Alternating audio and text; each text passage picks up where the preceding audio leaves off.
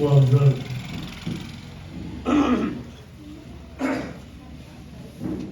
شعراء کرام،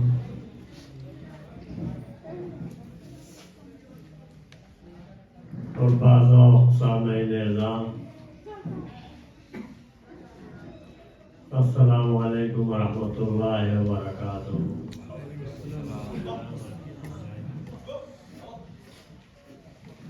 جیسا کہ آپ لوگ واقف ہیں کہ بزم حیات ادب کے زیر اہتمام طرح نشستوں کا سلسلہ جاری و ساری ہے۔ یہ ادب سے دلچسپی رکھنے والے، اردو کی ترویج و اشاعت میں اپنا اہم کردار نبھانے والے، اردو سیکھنے اور سکھانے والے، اردو ادب کی حفاظت کرنے والے اور اس زبان کی بقا اور تحفظ کا علم اٹھانے والے، اور اس کے ساتھ ساتھ ان کو نوازنے والے، ان کی پذیرائی کرنے والے اور ان کی حوصلہ افزائی کرنے والے گاؤں کے تمام باذوق سامعین کرام کی کوششوں کا نتیجہ ہے۔ یہ سلسلہ مسلسل جاری و ساری ہے اور دن بدن اس میں ترقی ہو رہی ہے۔ ہمیں اس بات پہ فخر ہے کہ ہمارے درمیان کئی بڑے شعراء ہماری نشستوں میں تشریف لا چکے ہیں اور وقتاً فوقتاً تشریف لاتے رہتے ہیں۔ جو حضرات باہر سے آتے ہیں اپنے وطن گھومنے پھرنے کے لیے، وہ بھی اس میں شرکت کرتے ہیں۔ ہم انہیں مدعو کرتے ہیں، انہیں اعزاز دیتے ہیں اور ان کی آمد کو آمد ناز سمجھتے ہیں، ان کا استقبال کرتے ہیں، خیر مقدم کرتے ہیں۔ بالخصوص ہمارے پڑوسی ضلع پرتاپ گڑھ کے بہت سارے شعراء تشریف لایا کرتے ہیں، جن میں خورشید انور صاحب، ڈاکٹر ارجن ناگیل صاحب، ڈاکٹر بچہ بابو ورما، جناب رمان شکیل صاحب اور دیگر شعراء کرام بھی تشریف لاتے رہتے ہیں۔ کبھی کبھی رائے بریلی سے بھی ہماری نشستوں میں اور اس کی خوبصورتی میں اضافہ کرنے کے لیے شعراء تشریف لاتے ہیں۔ یہ ہم سب کی کوششوں اور کاوشوں کا اچھا سا نتیجہ ہے۔ آج بھی اسی سلسلے کی ایک کڑی کی شکل میں طرح نشست کا اہتمام کاشانہ ادب میں کیا گیا ہے۔ جمیل خیر آبادی کا ایک شعر جو بڑا ہی معتبر ہے اس سلسلے میں، اسے میں پھر دہرانا چاہتا ہوں، بلکہ بار بار دہراتا رہتا ہوں کہ ہماری فکر میں ایک فکر یہ بھی شامل ہے، ہماری فکر میں ایک فکر یہ بھی شامل ہے، ہمارے بچوں کے ہونٹوں پہ شین قاف رہے۔ ہماری نسلیں اردو سے وابستہ ہیں، ہماری نسلوں کی زبانوں پر اردو کے الفاظ ہوں، کسی نے کہا کہ کلیکٹر بننے کے لیے دیگر علوم کی ضرورت پڑتی ہے، لیکن کلیکٹر دکھائی پڑنے کے لیے اردو زبان ضروری ہے۔ تو جو اردو بولے گا میرے خیال میں وہ عزت سے نوازا جائے گا اور کان لگا کر لوگ اس کی آواز کو سنیں گے، اس کی گفتگو کو سنیں گے۔ آج اس دور میں بھلے ہماری قوم سے اردو زبان کا دامن سرک رہا ہو، لیکن سبق لینے کی بات ہے کہ برادران وطن جو غیر مسلم ہیں وہ اردو کے دامن کو مضبوطی سے پکڑے ہوئے ہیں، اور گنا جائے تو سینکڑوں کی تعداد میں لوگوں کے نام ذہنوں میں ازبر ہوں گے جو غیر مسلم شعراء اردو کی خدمت کر رہے ہیں۔ اور میں سمجھتا ہوں کہ سمجھتا ہی نہیں بلکہ جانتا ہوں کہ بہت سے ایسے لوگ ہیں جو شاعری کی باریکیوں سے، اس کے فنون سے، فن عروض سے، بحری معلومات سے اور اس کے تمام لوازمات سے، قوانین و ضوابط سے واقفیت رکھتے ہیں۔ یہ ہمارے برادران وطن کا حال ہے، اور ہم اپنی زبان کو فراموش کرتے ہوئے نظر آ رہے ہیں۔ یہ اچھی بات نہیں ہے، لیکن اس عہد میں ہمارے گاؤں کے اندر جو اردو کے تعلق سے دلچسپی بڑھی ہے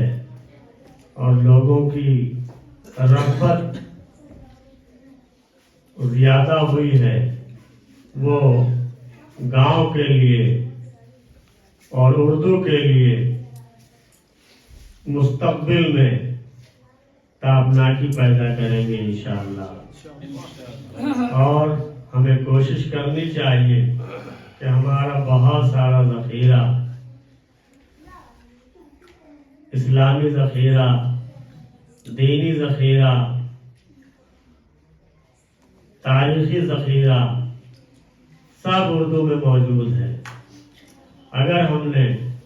اردو کو فراموش کیا، اگر ہم نے اردو کو نظر انداز کیا، تو گویا ہم اپنی تاریخ کو نظر انداز کر رہے ہیں، اپنی حیثیت کو پس پشت ڈال رہے ہیں اور اپنی تاریخ بھول رہے ہیں۔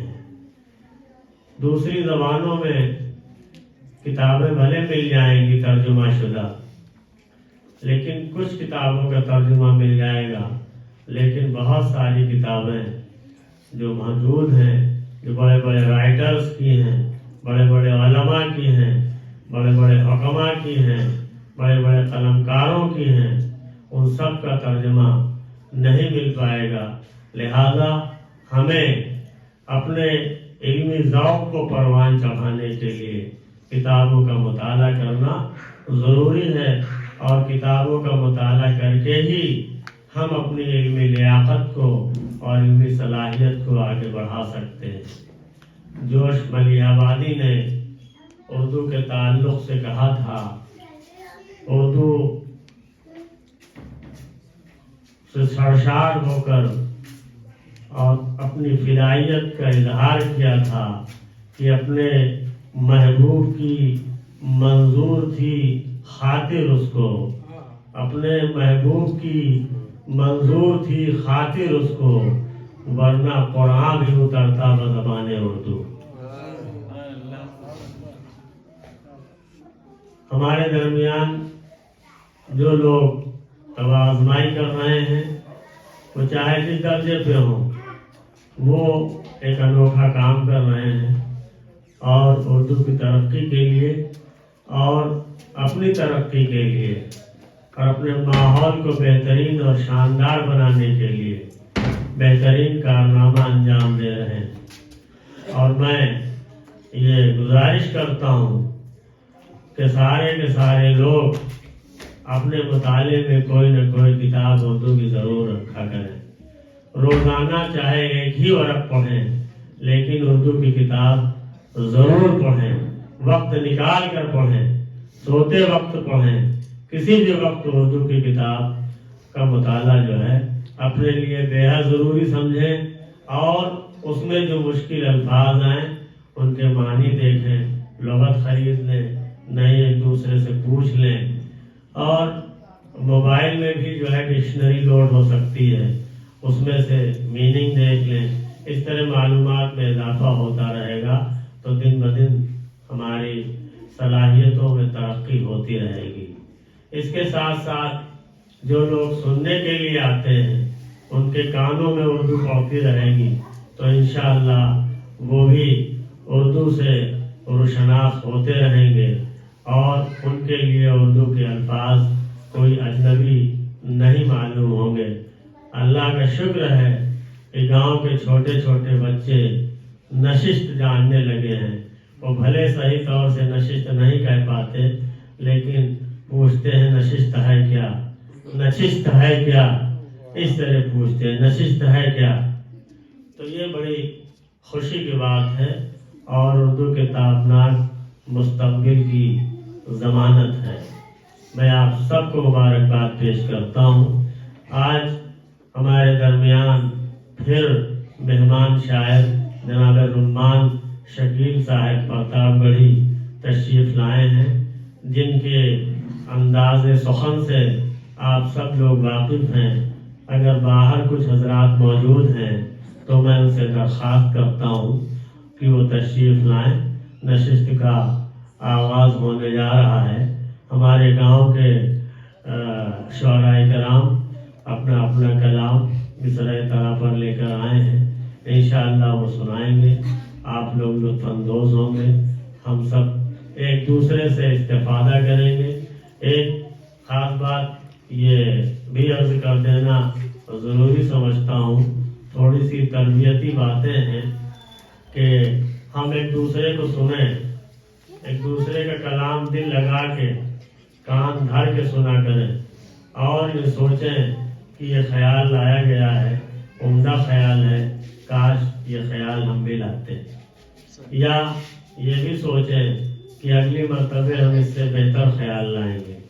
اس سے بہتر مضمون باندھیں گے۔ یہ اگر سوچیں گے تو انشاءاللہ دن بدن ترقی ہوگی، اور اگر نشست ہونے کے بعد ہم سارا کچھ بستہ بند کر کے رکھ دیں گے تو ہم اسی جگہ پر رہیں گے جہاں پہلے تھے۔ لہذا میں ایک ذمہ دار ہونے کی حیثیت سے آپ سب سے گزارش کرتا ہوں، خاص طور سے شعراء کرام سے، کہ وہ کتابوں کا مطالعہ ضرور کریں، کلیات خرید لیں، شاعروں کا مجموعہ خرید لیں، وہ پڑھا کریں، نثری کتابیں پڑھا کریں، تاریخی کتابیں پڑھا کریں، تاریخی ناول پڑھا کریں، تھوڑا تھوڑا پڑھا کریں، اس کو اپنی روح کی غذا بنائیں، کیونکہ پڑھنے پڑھانے کا ماحول ختم ہو رہا ہے، تو یہ ختم نہیں ہونا چاہیے۔ موبائل دیکھنے کا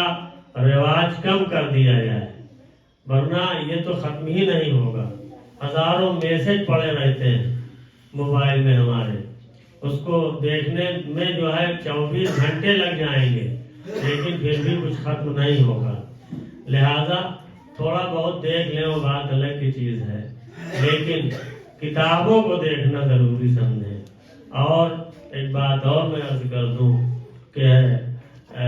اللہ ہمیں بھی توفیق دے کہ ہم لوگ کم سے کم صبح ہی صحیح، ویسے دیگر اوقات میں بھی کرنا چاہیے، لیکن فجر کی نماز کے بعد تلاوت کریں تو ترجمہ بھی پڑھیں، اور ممکن ہو تو تفسیر بھی پڑھیں، انشاءاللہ اس سے ہماری ایمانی قوت میں اضافہ ہوگا۔ اللہ کے احکامات جو ہیں ان کو ہم سمجھیں گے